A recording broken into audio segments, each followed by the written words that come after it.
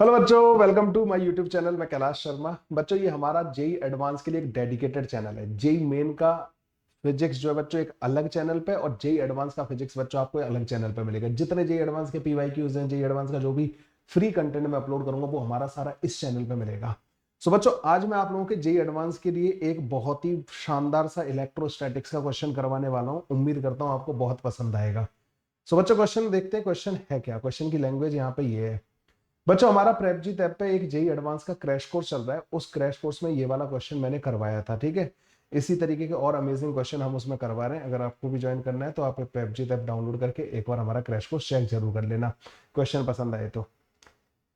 यहाँ पे बच्चों दे रखा है कि a small positively charge ball of mass m is suspended by an insulating thread of negligible mass. So बच्चों, यहाँ पे एक इंसुलेटिंग थ्रेड से एक मास m मास की एक बॉल जो है आपने सस्पेंड कर रखी थी।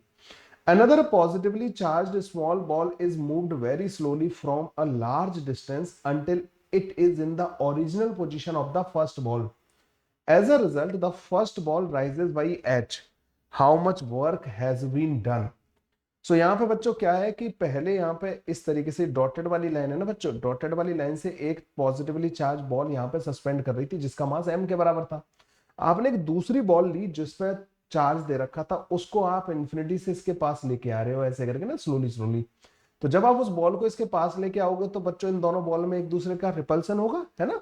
रिपल्सन की वजह से ये वाली बॉल बच्चों इधर की तरफ भाग जाएगी, और इस वाली बॉल को, दूसरी बॉल को आप इसकी ओरिजिनल वाली पोजीशन पर लाके रख दे रहे हो। इन दोनों में रिपल्सन की वजह से बच्चों ये बॉल थोड़ी ऊपर उठ जाएगी, और वो हाइट हमें h दे रखी है। और आपसे पूछा है कि आपको इस प्रोसेस के दौरान कितना वर्क करना पड़ेगा, that work we have to find. ठीक है, so this is the question बच्चों।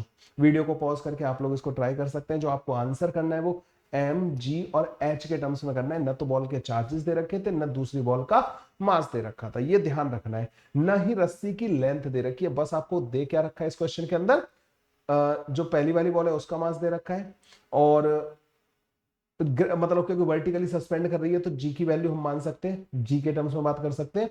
और कितना ऊपर गया बच्चों ये हमें पता है, ठीक है। चार्जेस भी नहीं पता है और ना लेंथ पता है स्ट्रिंग की ना। हमें इस क्वेश्चन को सॉल्व करना है। सो बच्चों देखो, यहाँ पे ऐसे क्वेश्चन को प्रोसीड करने का तरीका क्या होता है। एडवांस के क्वेश्चन बच्चों मतलब जो आपकी अप्रोच है ना वो यही, मतलब सोच समझ के मतलब बात करनी है हमें ना यहाँ पे सारी की सारी। देखो बच्चों, ये जो बॉल है ना ये पहले थी यहाँ पे ना, एक एम मास की बॉल यहाँ पे थी। अब दूसरी बॉल आ गई है, और वो एम मास वाली बॉल पता बच्चों कहाँ पहुंच गई है, वो यहाँ पे पहुंच गई है, ठीक है। एम मास वाली बॉल यहाँ पहुंच गई है, ठीक है। अब होगा क्या बच्चों कि ये वाली बॉल इसको रिपेल कर रही होगी इधर की तरफ, है ना। रिपेल करेगी नहीं करेगी इस वाली बॉल को, ऑब्वियस सी बात है। इलेक्ट्रिक फोर्स लग रहा होगा इधर की तरफ, ये इलेक्ट्रिक फोर्स लग रहा होगा। और एक बच्चों इस पे नीचे की तरफ एमजी फोर्स लग रहा होगा।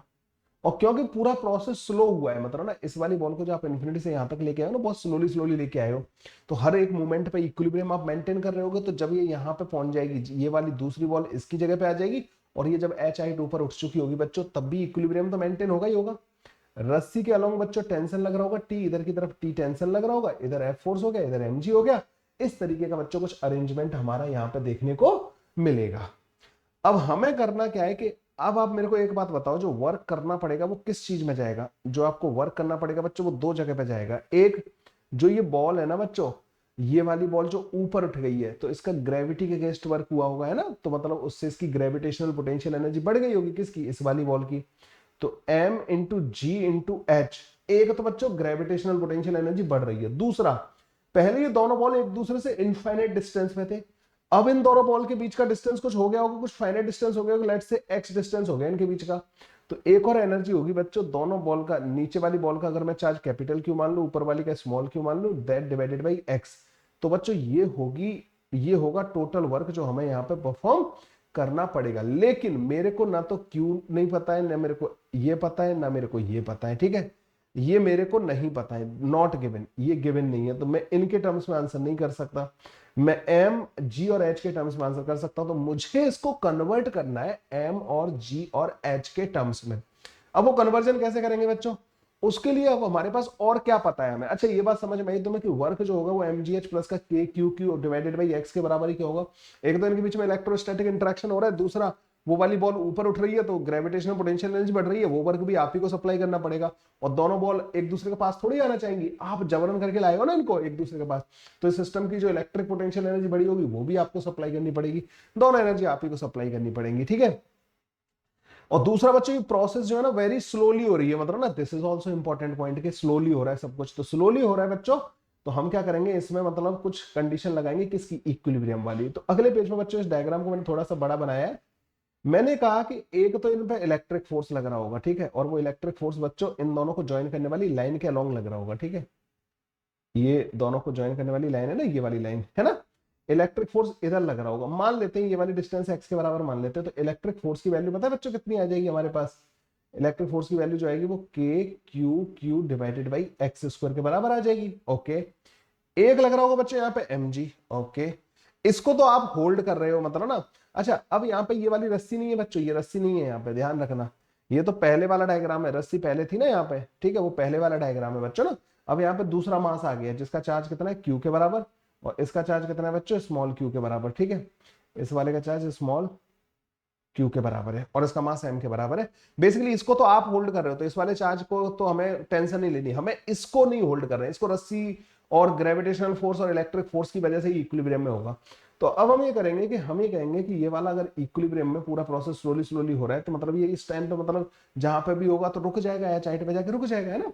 तो अब हमें इस पे नेट फोर्स जीरो करना है बच्चों ना, तो हमारे पास कहीं ना कहीं Q और mg और इनमें रिलेशन आ जाएगा, k q x और इनमें mg में मतलब कोई ना कोई रिलेशन यहाँ से आ जाएगा। अब हम वो सारी चीजें कैसे करेंगे, देखो बच्चों एक लाइन ड्रॉ कर लेते हैं हम इधर की तरफ, ठीक है, ये वाली लाइन ड्रॉ कर ली, मुझे ये वाली हाइट h के बराबर दे रखी है, रस्सी की लेंथ बच्चों मैं अपनी तरफ से मान ले रहा हूँ l के बराबर, ठीक है, this height is given as h, ये मेरे को h के बराबर ऑलरेडी गिवन है, ये एंगल बच्चों मैं थीटा मान ले रहा हूँ, ठीक है, ये एंगल थीटा मान लिया, तो ये वाला एंगल 90 हो जाएगा बच्चों, ये वाला एंगल 90 माइनस का थीटा के बराबर हो जाएगा, ठीक है, ये 90 माइनस का थीटा के बराबर हो जाएगा। अच्छा ये जो ट्रायंगल है ना बच्चों ऊपर से यहाँ तक, और ये डॉटेड वाली लाइन और ये व्हाइट वाली लाइन, ये जो ट्रायंगल है बच्चों इसमें ये दोनों, ये वाली साइड रस्सी की लेंथ है, ये वाली रस्सी की लेंथ है, तो ये आइसोसेलेस ट्रायंगल हो गया।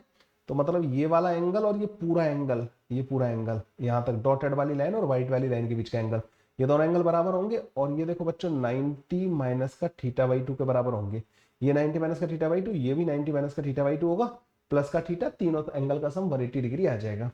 अब ये पूरा एंगल तो 90 माइनस का थीटा बाई 2 के बराबर है, ये एंगल बच्चों 90 माइनस का थीटा के बराबर है, तो ये एंगल बच्चों थीटा बाई 2 के बराबर होगा। ये वाली चीज भी एक इंपॉर्टेंट है बच्चों जो हमें अभी के लिए दिमाग में रखनी चाहिए, ठीक है भाई, ओके। तो ये कुछ एंगल्स के बारे में हम लोगों ने बात कर ली। अच्छा अब हम क्या करेंगे बच्चों, अब हमें इसके इक्विलिब्रियम के बारे में बात करनी है। तो देखो एक तो रस्सी इधर की तरफ फोर्स लगा रही होगी, रस्सी का टेंशन जो होगा ना वो तो इधर की तरफ फोर्स लगा रहा होगा, mg का एक कंपोनेंट आएगा बच्चों इधर की तरफ रस्सी के अलोंग आएगा एक कंपोनेंट, ये जो k Q Q upon x square है ना बच्चों एक कंपोनेंट इसका भी आएगा, है ना, इसका इधर की तरफ कंपोनेंट आएगा, k Q Q upon x square का बच्चों रस्सी के परपेंडिकुलर एक कंपोनेंट आएगा, और जो mg है ना बच्चों उसका एक रस्सी के परपेंडिकुलर कंपोनेंट आएगा, ठीक है, ये हो गए रस्सी के परपेंडिकुलर कंपोनेंट दोनों के।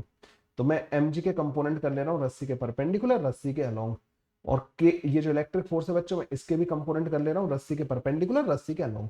तो देखो रस्सी के अलोंग वाले कंपोनेंट को तो टेंशन बैलेंस कर लेगा, टेंस जितने भी आए मतलब ना वो रस्सी जाने थोड़ी देगी उनको दूर की तरफ, ठीक है, इधर वाले दोनों फोर्सेस को तो टेंशन बैलेंस कर लेगा, जो इधर वाले जो फोर्स होंगे ना ये बच्चों आपस में बैलेंस होंगे। तो mg का जो इधर वाला कंपोनेंट आएगा वो इलेक्ट्रिक फोर्स के रस्सी के परपेंडिकुलर वाले कंपोनेंट से कैंसिल आउट होना चाहिए, है ना, ये वाली बात समझ में आई। तो यहीं से वो रिलेशन एस्टैब्लिश होगा mg और k Q Q upon x के बीच में, क्योंकि हमें जो आंसर देना है ना बच्चों वो mg h के टर्म्स में देना है, हमें ये k क्यू क्यू x वगैरह ये सब कुछ नहीं चाहिए, ठीक है। अब इस रिलेशन को बच्चों कैसे एस्टेब्लिश करेंगे, देखो ये जो डॉटेड वाली लाइन है ना ये लाइन बच्चों इसकी लाइन है, किसकी, ये इलेक्ट्रिक फोर्स वाली, तो डॉटेड वाली और व्हाइट वाली लाइन के बीच का एंगल, ये जो मैंने पूरा एंगल बोला था ना 90 माइनस का थीटा बाई 2 बोला था, तो बच्चों ये जो एंगल होगा ना पूरा का पूरा 90 माइनस का थीटा बाई 2 के बराबर होगा। आप बोलोगे सर बिल्कुल सही बात है ना, 90 माइनस का थीटा बाई 2 के बराबर हो गया। ये रस्सी के परपेंडिकुलर कंपोनेंट कर रहे हैं हम इलेक्ट्रिक फोर्स का ना, रस्सी के परपेंडिकुलर, तो ये एंगल 90 हो गया, तो बच्चों ये वाला एंगल थीटा बाई 2 के बराबर होगा। क्यों थीटा बाई 2 के बराबर क्यों हुआ, क्योंकि पूरे तीनों एंगल का सम 180 डिग्री के बराबर होना चाहिए, तो एंगल थीटा बाई 2 के बराबर होगा। ओके ये वाली बात बहुत आराम से समझ में आ गई होगी। अब इधर आ जाओ बच्चों, ये जो है ना mg वर्टिकल होता है, रस्सी इधर है, तो ये एंगल बच्चों किसके बराबर होगा, थीटा के बराबर होगा, रस्सी और mg के बीच का एंगल थीटा होगा। अच्छा mg का कंपोनेंट हम रस्सी के परपेंडिकुलर कर रहे हैं, तो ये एंगल 90 माइनस का थीटा के बराबर आ जाएगा, नहीं आ जाएगा? अरे रस्सी का परपेंडिकुलर कंपोनेंट कर रहे हैं ना, तो रस्सी के साथ एंगल mg का थीटा है, तो ये 90 माइनस थीटा आ जाएगा। तो ये वाला जो कंपोनेंट आएगा ना बच्चों mg cos 90 माइनस का थीटा, मतलब ये mg sin थीटा के बराबर आ जाएगा, और ये वाला कंपोनेंट बच्चों mg cos थीटा के बराबर आ जाएगा। अब इलेक्ट्रिक फोर्स का जो इधर वाला कंपोनेंट आएगा ना बच्चों, वो k q divided by x square. अच्छा ये थीटा और क्यू में कंफ्यूज मत होना, यहाँ पे यूज कर रहा हूँ क्यू तो ना मैं, ये cos थीटा बाई 2 के बराबर आ जाएगा, ठीक है, ओके। अब वो थीटा यूज कर लिया, नहीं तो मैं नहीं यूज करता इसको ना। यह ऐसा करता हूँ मैं, Q1 एंड Q2 कर देता हूँ, इसको Q1 कर देता हूँ बच्चों, इसको Q2 कर देता हूँ, वैसे कोई फर्क पड़ेगा नहीं, तुम समझ जाओगे। Q1 Q2 हो गया, यहाँ पे बच्चों Q1 और Q2 हो गया, ठीक है, ओके। अब हमें नेट फोर्स बच्चों इस पर जीरो करना है, बॉल के ऊपर है ना, नेट फोर्स जीरो करना है मुझे। अब नेट फोर्स जीरो कैसे होगा बच्चों, जब ये mg साइन थीटा जो है ना, mg साइन थीटा बच्चों किसके बराबर होगा, k q1 q2 cos k q1 q2 cos theta by 2 divided by x square के बराबर होगा, तभी ऐसा होगा पाएगा बच्चों। इसको साइन थीटा को लिख लेंगे हम 2 साइन थीटा बाई 2 और cos थीटा बाई 2।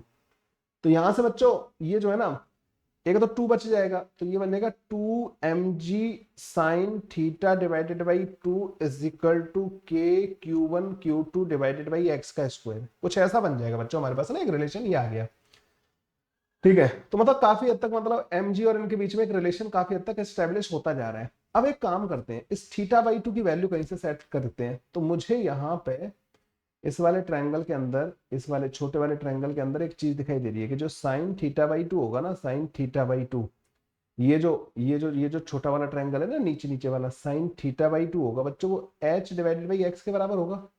आप बोलोगे हाँ सर, इसको ले जाके यहाँ पे पुट कर दो, तो 2mgh divided by X is equal to k q1 q2 divided by X का स्क्वायर, x से बच्चों एक x कट जाएगा, तो k q1 q2 divided by x की वैल्यू जो है ना बच्चों, वो हमारे पास 2mgh के बराबर आ गई। अच्छा हमें वर्क क्या फाइंड करना था, वर्क फाइंड करना था mgh प्लस का k q1 q2 divided by x, इसकी वैल्यू फाइंड करनी थी हमें। तो इसकी वैल्यू हमारे पास आ गई ना, ये 2mgh, तो 2mgh प्लस का mgh बच्चों 3mgh के बराबर टोटल वर्क हमें यहाँ पे करना पड़ेगा बच्चों। इस तरीके से ये वाला क्वेश्चन हमारा जो है सॉल्व हो जाएगा। लो जी, so the answer to this question is बच्चों 3mgh। ये था बच्चों हमारा एक बहुत ही अमेजिंग सा इलेक्ट्रोस्टैटिक्स प्लस मैकेनिक्स बोल सकते हो। थोड़ा सा मतलब इस तरीके के क्वेश्चन ना आप लोगों को एक, वो कहते हैं ना, थोड़ा सा दिल बड़ा बनाते हैं आपके, कि आप जो है जो आउट ऑफ बॉक्स चीजों को एक्सेप्ट करना सीखते हो, कि यार कुछ भी हो सकता है, मतलब ना इस तरीके की खतरनाक चीजें भी हमें करनी पड़ सकती है for JEE advance. I hope आप लोगों को ये क्वेश्चन मतलब बड़े आराम से समझ में आ गया होगा। इस तरीके के कुछ और अमेजिंग अमेजिंग से क्वेश्चंस बच्चों में हमारे इस वाले यूट्यूब चैनल पे अपलोड करता रहूंगा। बाद बाकी प्रेपजीत ऐप है बच्चों, अगर आप लोगों को जेईई मेन की प्रैक्टिस करनी है, पीवाई की प्रैक्टिस करनी है, जेईई एडवांस का कंटेंट फॉलो करना है, एडवांस का क्रैश कोर्स ज्वाइन करना है, वो सारा के सारा आप प्रेपजीत ऐप डाउनलोड करके कर सकते हैं, ठीक है। सो मिलते हैं बच्चों नेक्स्ट क्वेश्चन में, एक और अमेजिंग क्वेश्चन के साथ आऊंगा मैं। ओके, थैंक यू बच्चों, बाय बाय, टेक केयर।